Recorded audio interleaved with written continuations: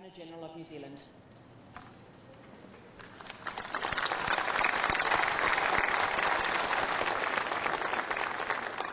Ka tangi te titi, ka tangi te kāka, ka tangi ki ahau.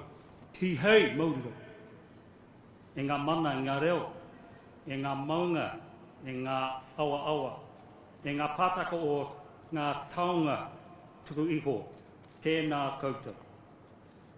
Prime Minister and Mrs Key, Chief Justice, Mr Speaker, members of the Executive Council and members of the New Zealand Parliament, Dean and members of the Diplomatic Corps, Chief of Defence Force, Service Chiefs and Defence Representatives, officials, whānau, friends, ladies and gentlemen, kia ora koutou katoa.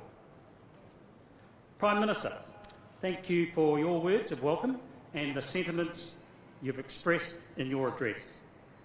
Janine and I and our family are delighted to have made it to this point in what shows all the signs of being a wonderful day. For my part, being here is an extraordinary honour. Almost every day over the past 6 months, I've reflected on this honour, and when I woke up this morning, I gave myself one more pinch, just in case. At the same time, it is with some trepidation that we look ahead to what the next 5 years holds. The 6 months since I was named as New Zealand's 20th Governor-General have passed very quickly. During that time, as a family, we've both prepared ourselves and been prepared by others for the opportunities that will come with the role. We've been heartened by the generosity of spirit and support that many New Zealanders have shown in congratulating us. Strangers have approached us in the street and in shops to wish us well. A highlight for us was the special audience with Her Majesty the Queen of New Zealand in June. The prospect of being able to serve both our Queen and the people of New Zealand as Governor-General is a privilege that only a few people have the opportunity to take up. The men and women who have preceded me all brought their unique qualities, character, energy and mana to the role. They have been steadfast like Te Toka Tūmoana, the rock standing in the ocean. The example they have set gives me cause to be optimistic about what lies ahead. And that has been confirmed as I have drawn on the wisdom of 5 of my predecessors. It is with considerable sadness that I remember Sir Paul Reeves, a generous, thoughtful and compassionate man. Nō reira tā pau, moi mai, ra. Ka apti hono tātai hono, te hunga mate ki te hunga mate. Ka apti hono tātai hono, te hunga ora ki te hunga ora. I also acknowledge Dame Catherine Tizard, Sir Michael Hardy-Boys, Dame Sylvia Cartwright and Sir Anand Sachinay, who have been so generous and open in sharing their experiences.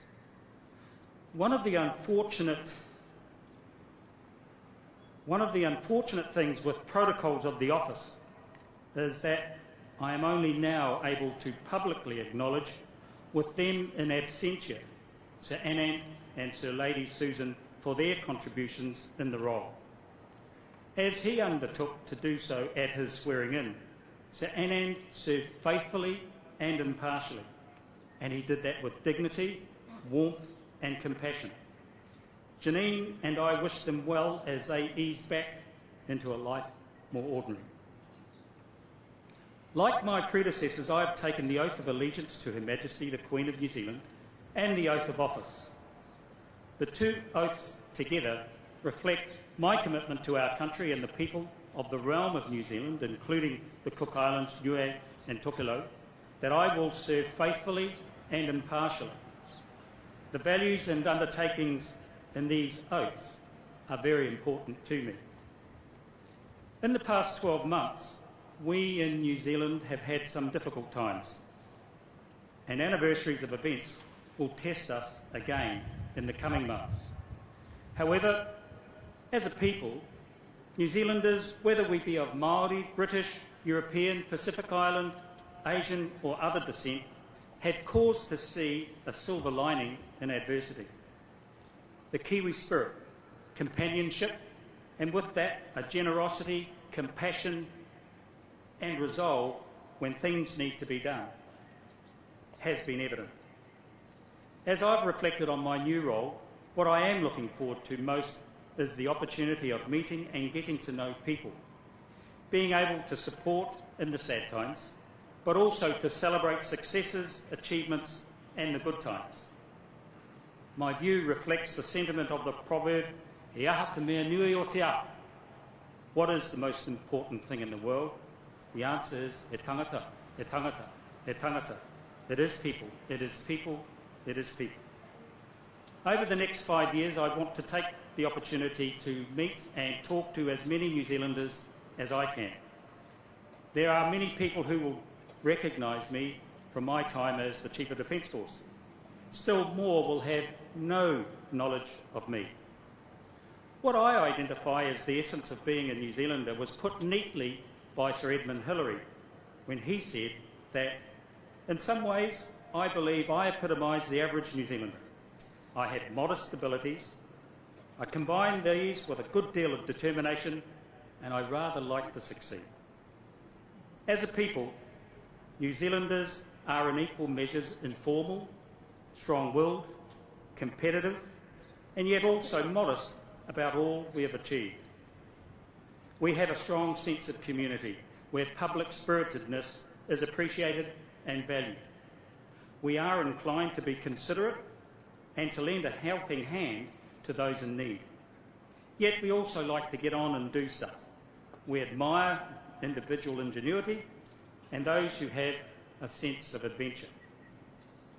Looking ahead to our 5-year adventure, it is likely that Janine and I will become known better by New Zealanders as we travel together in the realm of New Zealand and beyond.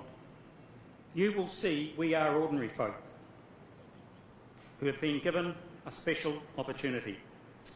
It is our hope that we can encourage people to think about how New Zealanders can make a difference.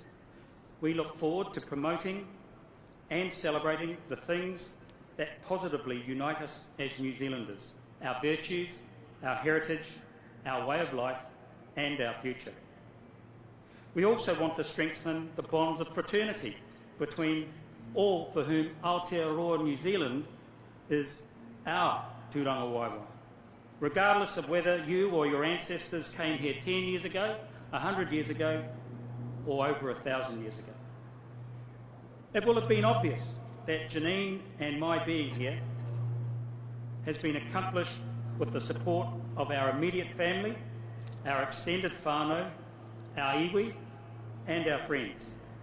We appreciate their encouragement, their guidance, and their patience. I also want to thank